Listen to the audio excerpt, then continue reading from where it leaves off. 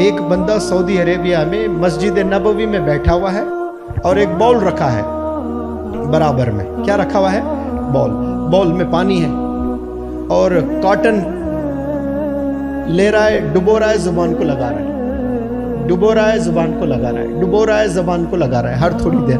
پوچھا گیا ایسا کیوں کرتے ہو؟ نہیں, جو سلائیوا جنریٹ ہوتا ہے نا, ڈیولپ ہوتا ہے سلائیوا منہ میں, یہ اگر نہیں ہوتا تو زبان جا کر تالو کو چپک جاتی, یہ زبان جا کر تالو کو چپک جاتی, پھر کھینچے تو خون نکلے گا, پھٹ جائے گی زبان, چکلا ہو جائے گی.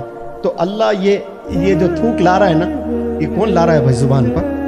کوئی پرائم منسٹر, کوئی پریزیڈنٹ, کوئی سائنٹسٹ, کوئی نہیں, یہ اللہ لے آ رہا ہے. اور ہم ناشکر گزار ہیں اللہ کہ اللہ نے کیا دیا. یہ ایک بھی اگر میں بولوں نا تو پوری دنیا کو آپ خرید لیں, یہ کوئی نہیں دے سکتا آپ کو. اس بیچارے کو مثال بنا کر اللہ دنیا والوں کو دکھا رہا ہے کہ اس کی کیا قیمت ہے. وہ بیٹھ رہا ہے, ہر تھوڑی دیر کو گیلا کر رہا ہے اپنی زبان کو, اگر وہ نہ کرتا تو زبان جا کر چپک جاتی. تو یہ کیا اللہ نے گفٹ نہیں دیا آپ کو؟ اگر یہ ایسی بیماری دیتا تو کچھ لوگوں کو نگلنے کی صلاحیت سے محروم کر دیا اللہ نے, یعنی کھانا رکھ کر نہیں نگل سکتا, پوری زندگی پائپ سے جا رہا ہے. ایسا ہو رہا ہے آپ کے ساتھ؟ یہ نہیں ہو رہا ہے. کیوں؟ اللہ نے آپ کو صحت دی, بڑی نعمت ہے, اور آپ کہتے ہو کہ اللہ نے مجھے کیا دیا ہے.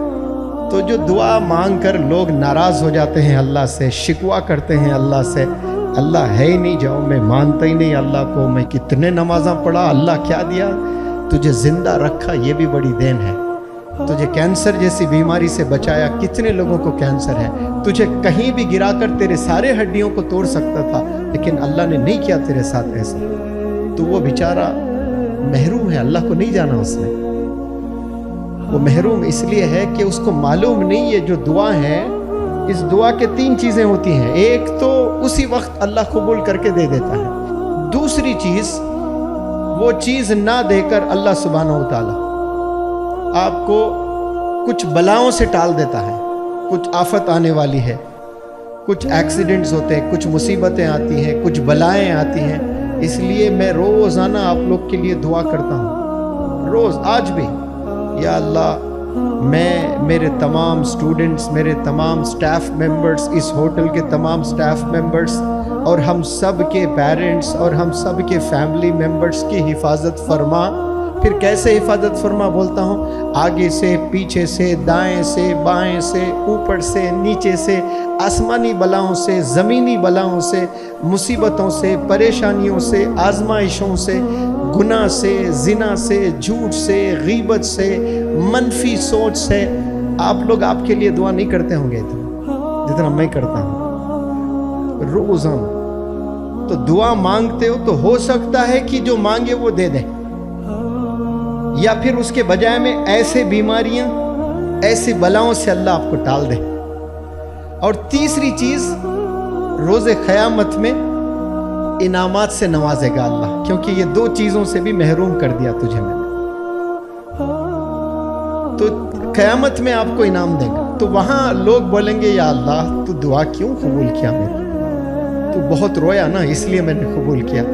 میں رو رو کر مر جاتا تب بھی تو قبول نہیں کرنا تھا, کیونکہ مجھے معلوم ہوتا کہ انعامات اس کے یہاں ایسے درجات میں ملنے والے ہیں, ایک بھی دعا تو قبول نہ کرتا, سب کچھ مجھے یہی ملتا روز قیامت میں. ایک بیٹا اپنے باپ سے مانگے تو باپ دے دیتا ہے, رو رو کر ماں سے مانگے تو ماں جو ہے اپنے ہسبینڈ سے لڑ کر صحیح, اس کے ڈانٹ کھا کر صحیح, ماں اپنے بچوں کو دے دیتی ہے.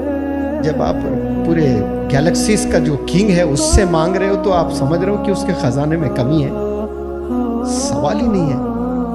وہ آپ کو آخرت میں دینا چاہ رہا ہے, کیونکہ اسے پتا ہے کہ تو خالی ہاتھ آنے والا ہے وہاں پر. تو وہاں اللہ آپ کو دینے کے لیے رکھا ہے. وہ کیا؟